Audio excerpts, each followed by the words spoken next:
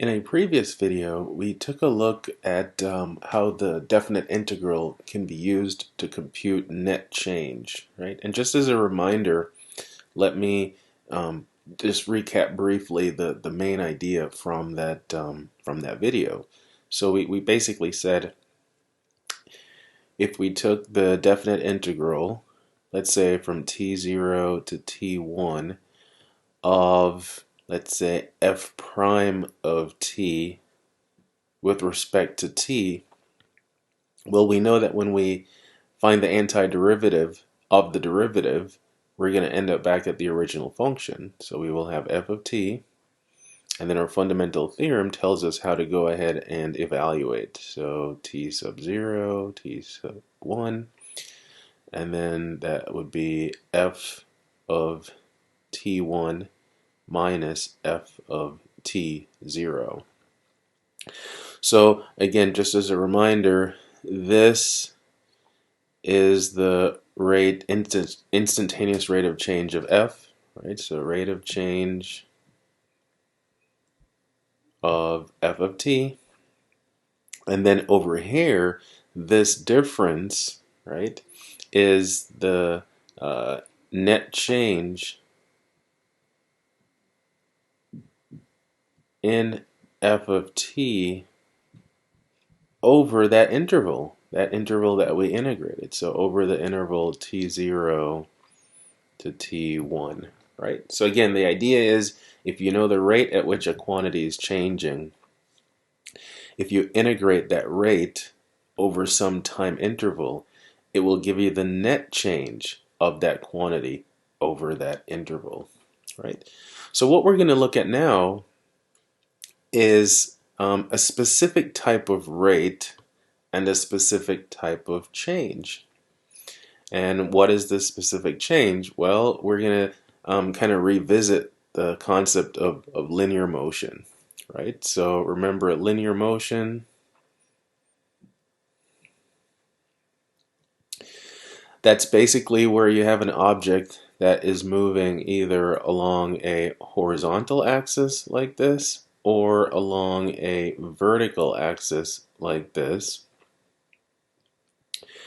And at any given time along this axis, normally you have the position function, right? So you have a function that tells you where this particle is at any given time, and we usually refer to that as either s of t or x of t.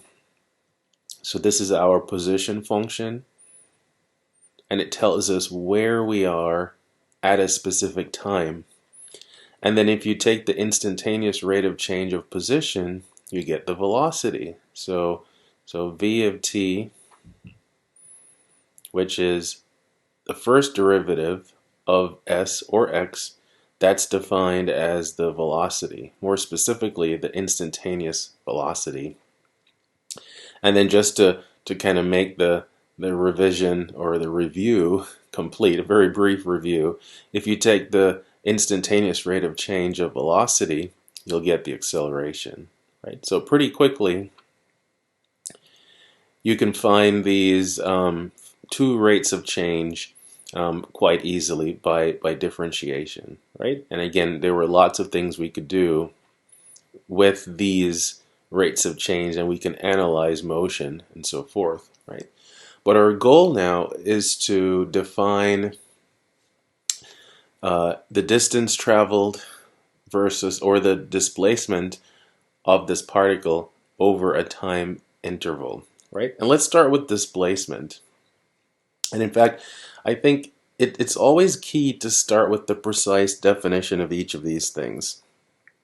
Yes, it's one thing to know the formulas, and that's fine, those are important, but also knowing like how these things are defined, it helps you make sense of when and how to use the formulas. So let's define displacement. So the displacement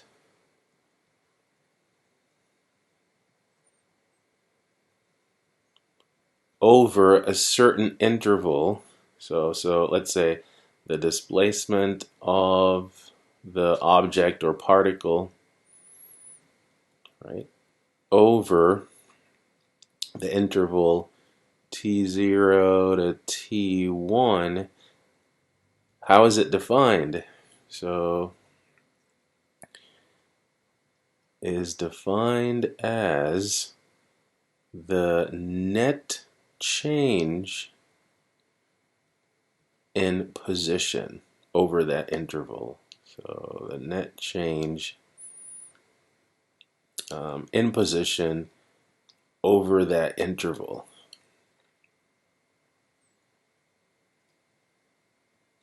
Right. So basically, displacement is, in simple terms, it's the difference between where the particle ends up minus where the particle started, right? So yeah, or I should say, yeah, I said difference and minus, but yeah, it's the difference between where the particle ended up and where it started, or I could say the final position minus the initial position. Now these are times, right? But so let's put some symbols to this. Well, we have a symbol for net change. That's our Greek letter delta, and it says it's the change in position. Well, we use S or X to represent position. So I'll go ahead and use S. So it's the change in the position of the particle over a particular interval. And again, we have the notation for that. This is just a specific net change, but it's the net change in position, right? So if we know the position function, it's very easy to compute its displacement over any interval. All you would do, take your position function, evaluate it at the final time, take your position function, evaluate it at the initial time, and take a difference. So if we have our position function, there is no need for calculus. We evaluate the position function at 2 times and take a difference, right? So why is this in an application of the definite integral? Well, it's because many times we don't know the position function. We might just know how quickly that position function is changing. In other words, we might know the velocity of the particle, right? So again, it's interesting when you look at this difference and the fact that there is a, if you think of the T1 kind of as your upper limit, it's almost like what, and the T0 as your lower limit. It's almost as if we are using the fundamental theorem here, because I can see the difference and I can see the two function evaluations. So this gives me a way of like thinking about how a definite integral could be used to compute the same quantity. In other words, if I were to work backwards and think about what function, when I integrate it, would give me s, but that would have to be s prime. That would have to be the velocity function. So for instance, I can express this difference as the integral from t0 to t1. And again, I would have to be thinking about what function, when I integrate it, would give me s, but that would be s prime of t, right? And that looks exactly like our generic definite integral where we're integrating a rate. Now I just see, let me change that. That needs to be t1. There we go, right? And then now, so let me express it in terms of v. So it's the integral from t0 to t1 of v of t dt, right?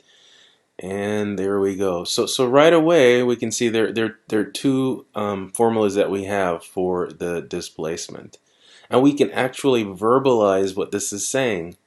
Now, because remember, a definite integral represents a net area.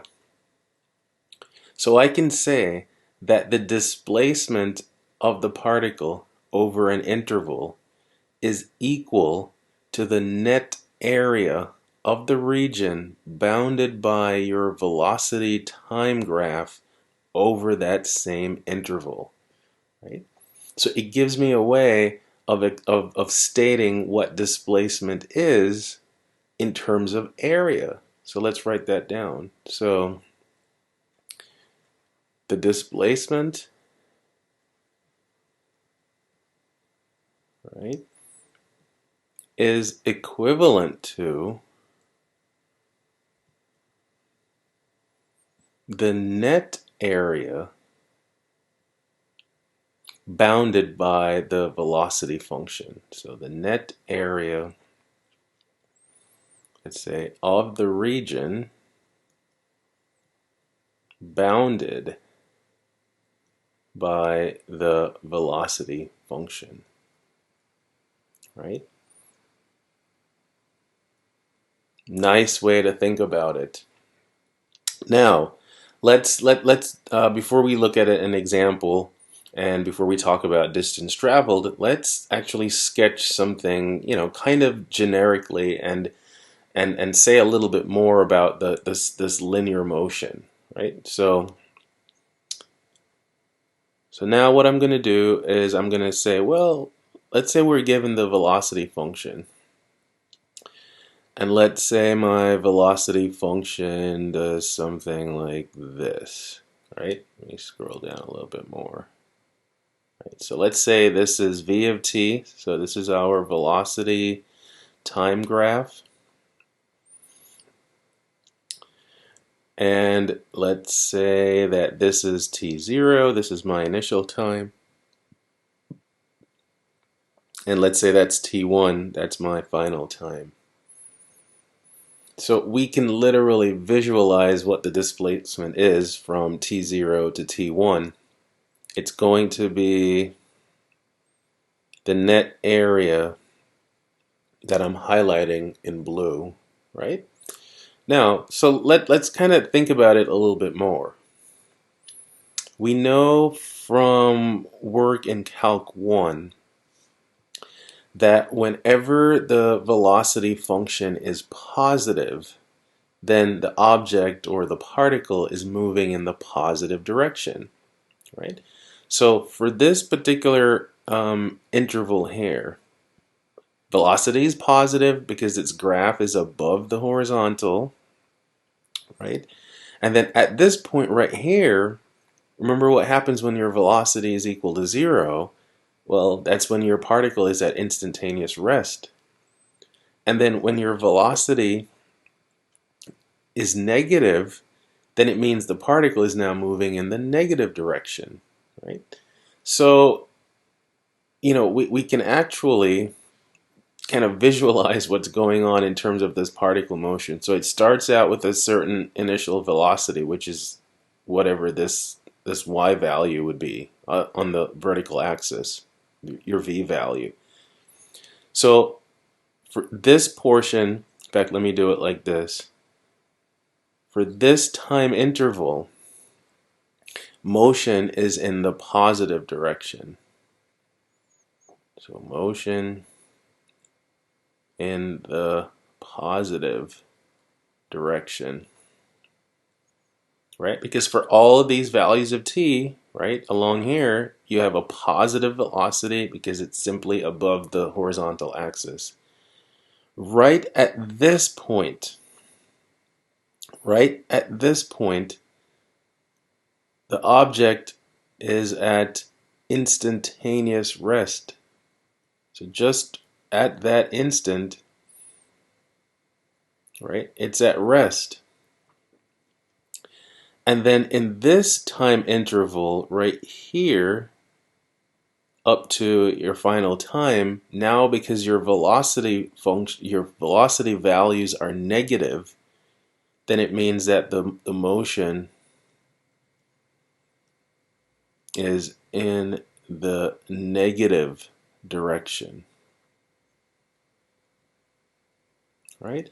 So it moves. So this portion right here above this area now represents how much or what distance, how many units of distance did the object move in that positive direction.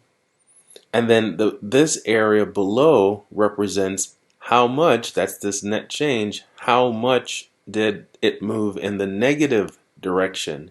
And if I add those two together, I end up with the net change over the entire interval. So how much did it move in the positive direction? Obviously at this instant there's no motion, right? So it's again at rest. And then this area below represents how much did it move in the negative direction. So adding those two values together will give you the net change, right? So let me just kind of simulate it a little bit over here. And let's assume that the motion is horizontal. So you have your, let's say it starts here, and I'm taking the typical movement to the right to be positive, and then movement to the left to be negative. So let's say in the first, let's say in the first 3 seconds, it went 5 units in the positive direction, and then it came to rest at that point. And then let's say for the next 4 seconds, it went, let's say, 6 units in the negative direction, right?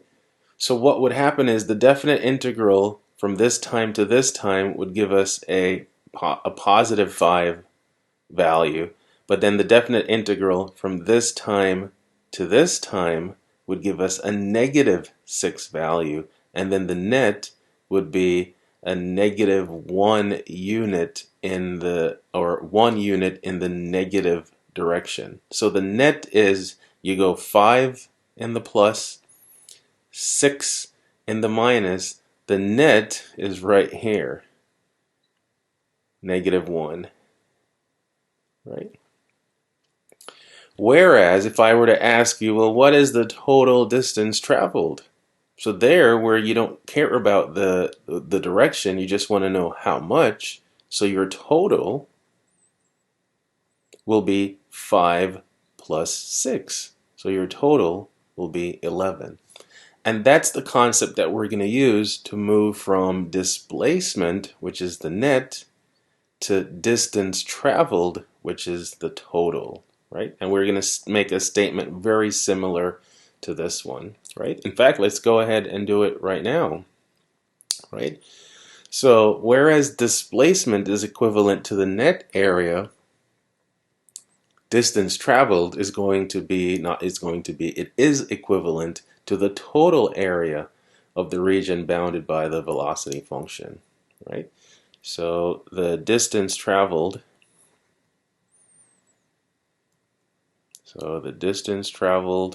or total distance, or just distance.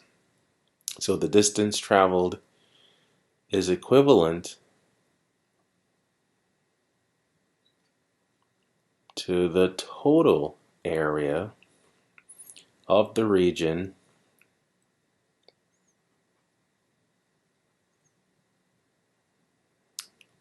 bounded by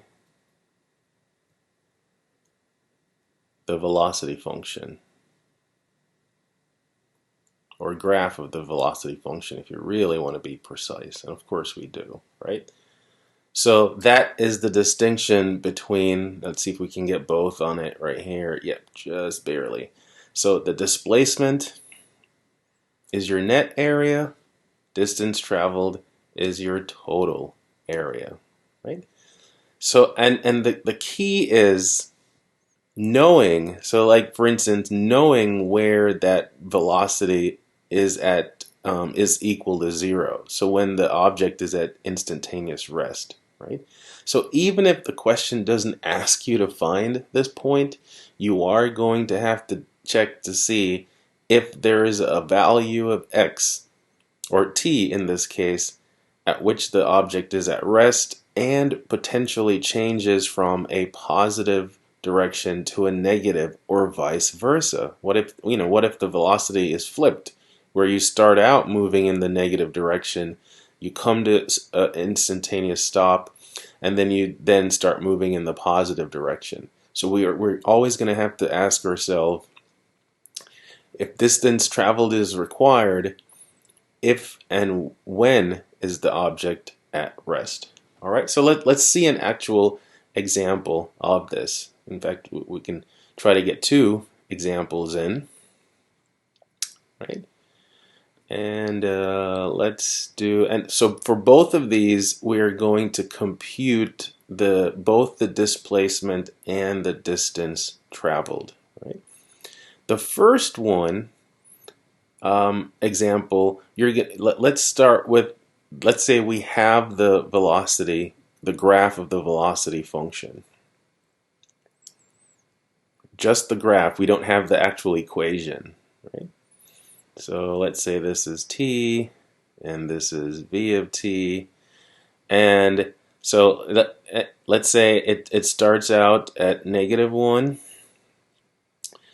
So let's say it has a velocity here at -1, and then at 2,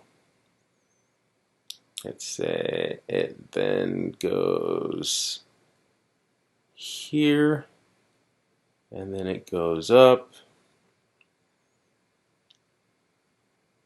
and then at, let's say this is 4, this is equal to, let's say this is equal to 2, and then it's constant over there again, and then it stops at 5. All right, so let's say this is the graph of v of t.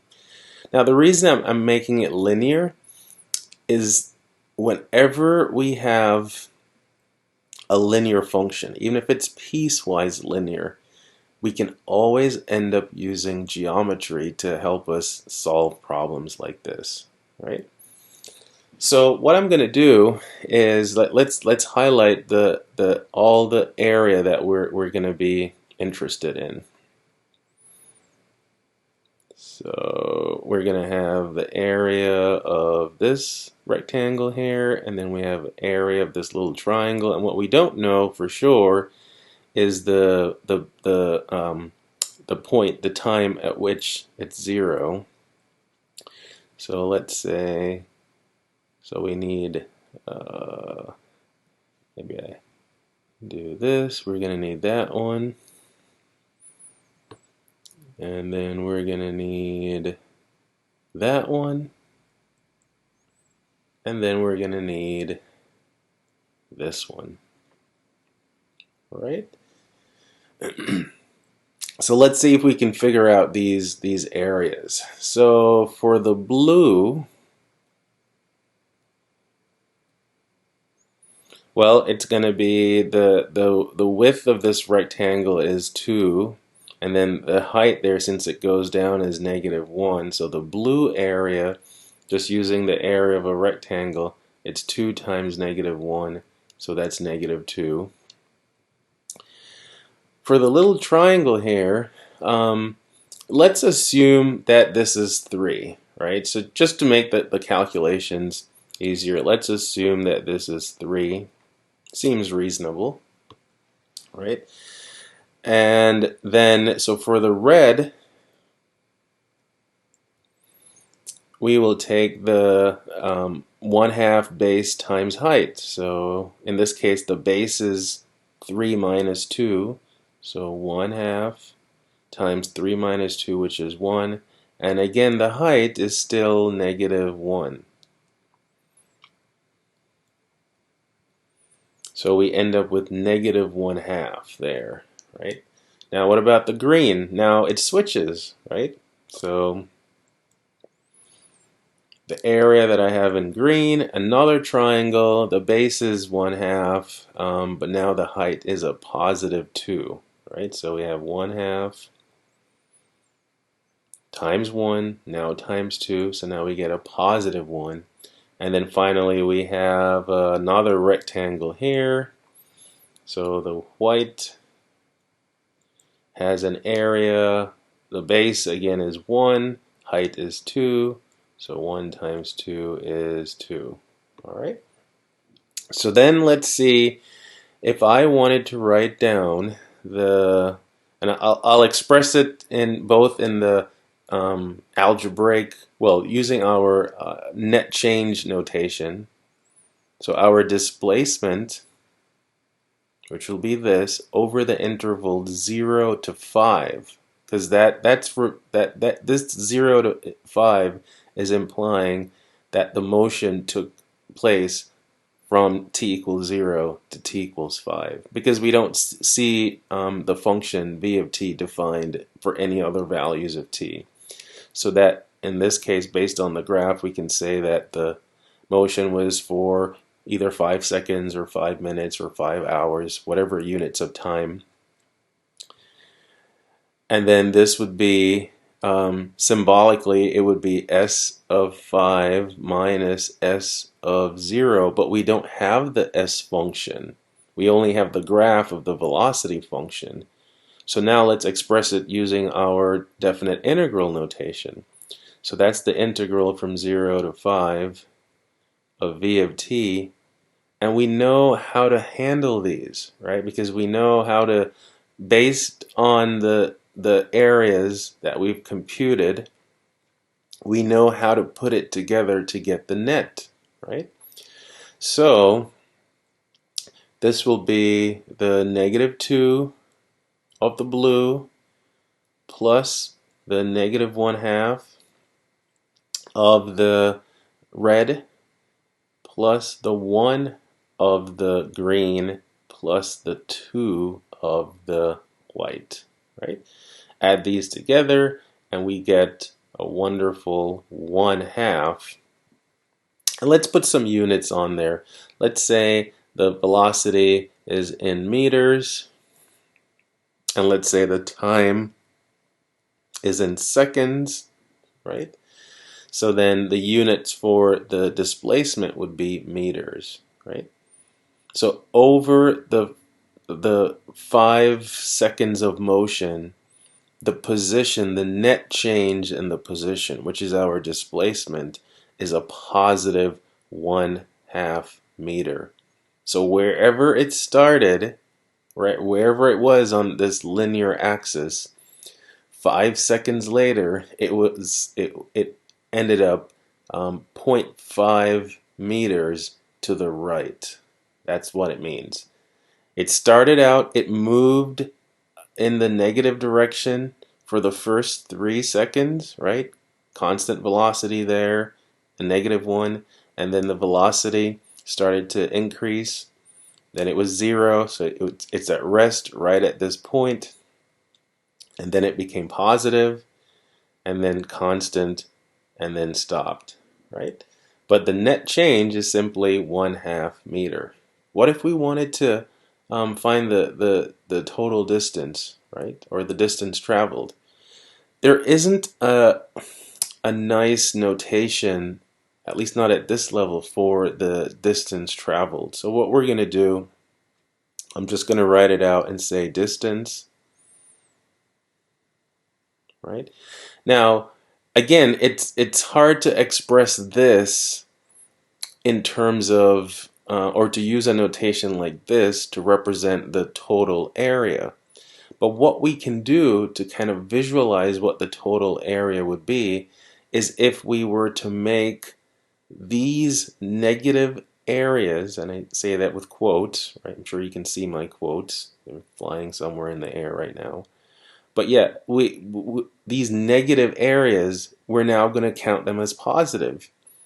And the operation that takes the negative portion of a graph and makes it positive is the absolute value. So I can express it symbolically like this: the absolute value of v of t dt, right?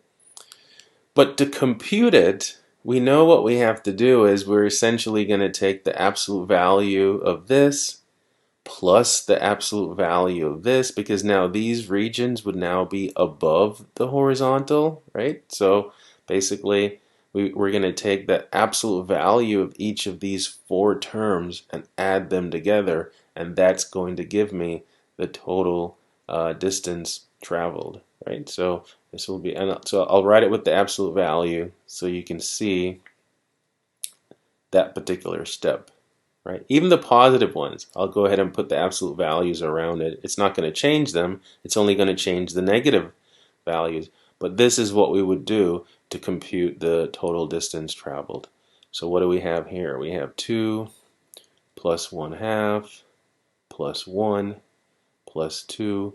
So that's 5/2 or 11/2 meters, right? Again, another way you can see this is, so what we can say, based on these two negative areas, we could say that in the first 3 seconds of motion, the object traveled 2.5 meters in the negative direction. So between 0 and 3, motion consisted of traveling 2.5 meters in the negative direction. Right? That's what those negative values are telling me, negative direction. And then the 1/2 and the 2, now in the last 2 seconds from 3 to 5, so from 3 to 5, there was 3 meters in the positive direction, right? So 3 meters in the positive direction. Again, and you put those two together, you get, this will be your net, right? Because you went 2.5 in the negative and then 3 in the positive for a net of 1/2, but a total of 2.5 plus 3, 5.5 or 11/2, right? So I like questions like this because the arithmetic, the calculus is almost minimal, but it's knowing, having the velocity function in front of you, knowing how to compute, the net and the total, and how which one gives you the displacement and which one gives you the distance traveled, right? Okay, so let's do another example of this, and this time no graph, just the velocity function. So let's say here's our velocity function, and I'll pick something relatively easy. So let's say it's t squared minus 1, and let's say motion is now from 0, let's say, to 3, right? And what we want to do, again, is find the distance traveled and the displacement. Now, because we don't have the graph, now we could sketch this, but I want to show you that the sketch is helpful, but there are times when the velocity function might not be easily sketched. So this is what we would do if we're going to do it without any graphs at all helping us. The first thing we want to check is this. Is the velocity ever 0 any time between 0 and 3? So ask yourselves this question. Not does, right? So does the object come to rest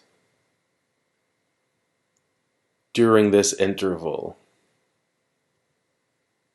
In other words, does it come to rest? Does it change direction during this interval?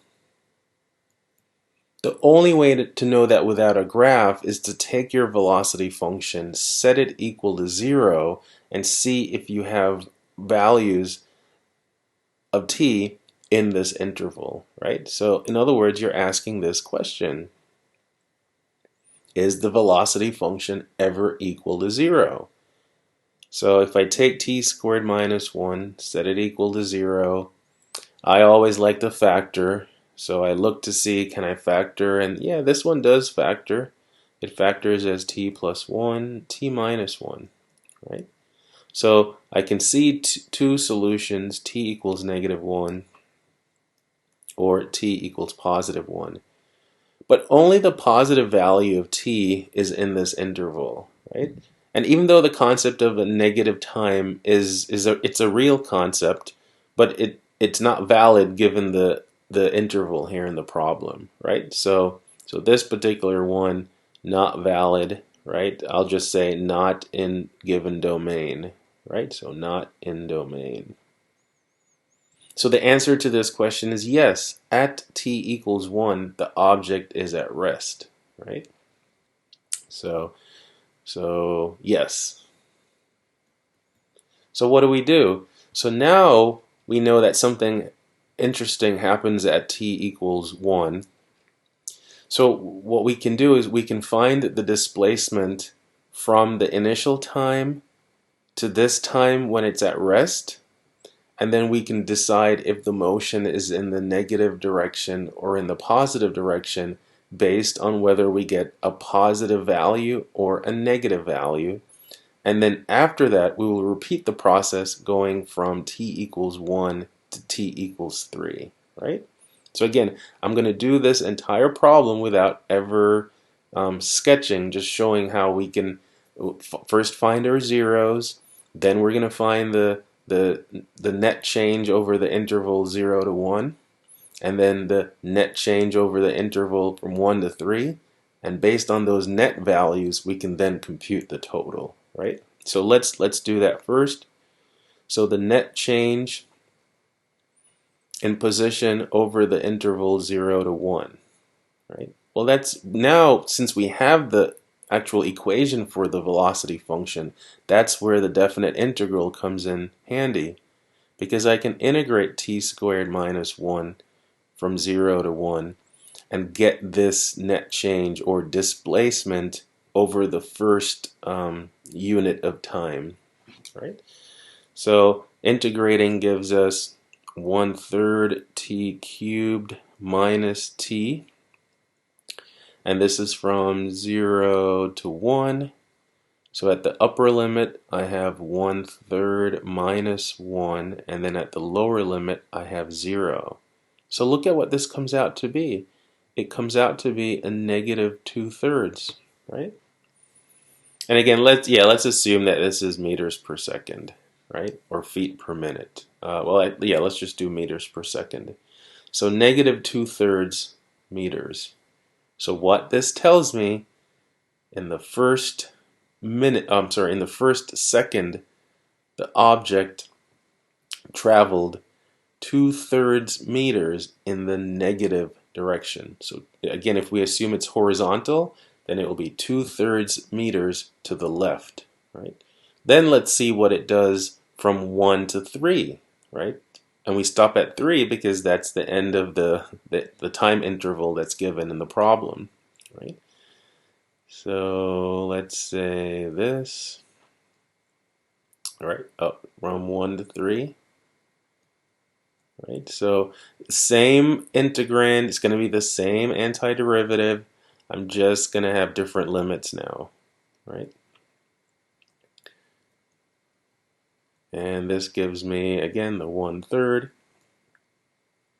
t cubed minus t, now going from 1 to 3.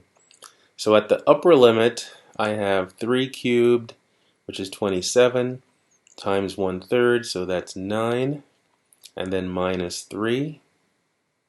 And then at the lower limit now, I have 1/3 minus 1. So I have 1/3 minus 1.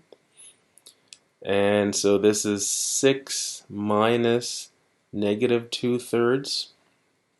So that's 6 plus 2/3, which is 20/3 meters, right? So again, what does this tell me? From t equals 1 to t equals 3, the object traveled 20 meters in the positive direction. So now let's compute the displacement which will be the net area. So the displacement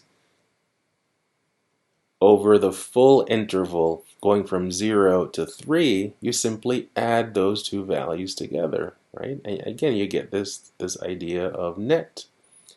So it's negative 2/3 meters plus 20/3 meters.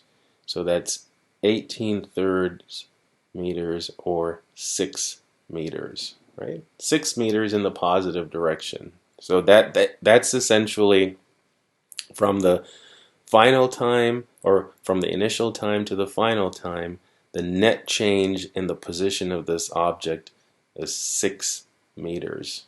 But what about the distance traveled, which will be the total, right? Since I have these two pieces, I know, for instance, this is going to be the 2/3 area below the horizontal, and this is going to be the 20/3 area above. But if I want the total, I have to take the absolute value of that 2/3 and add it to the 20/3.